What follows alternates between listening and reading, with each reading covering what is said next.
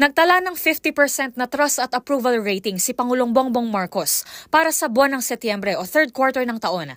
Batay ito sa pinakahuling survey ng Pulse Asia. Ayon sa poll na isinagawa noong ika-6 hanggang ika-13 ng Setyembre, makikita ang 3% na pagbaba ng approval rating ni PBBM.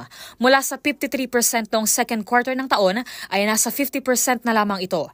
Habang ang 52% na trust rating ng Pangulo ay bumaba rin sa 50%. Gayunpaman, stable pa rin kung maituturing ang mga markang ito. Malaki naman ang ibinaba ng ratings ni Vice President Sara Duterte. Sa parehong survey, naitalang bumaba ng 9% ang approval rating ni VP Sara, habang 10% ang ibinaba ng trust rating ng Bise.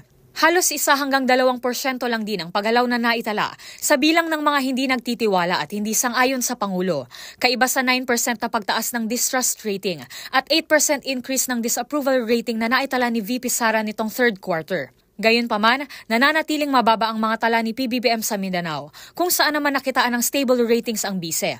Isa sa mga malaking paggalaw sa tala ng Pangulo ay ang 17% itinaas ng disapproval rating nito sa Class ABC, habang naitala naman ang 29 na pagbaba ng trust rating ni VP Sara sa NCR. Mula sa 66% noong June ay bumagsak ito sa 37%, na makikitang pinakamalaking paggalaw sa record ng matataas na opisyal sa bansa ayon sa Pulse Asia. Isinagawa ang survey na ito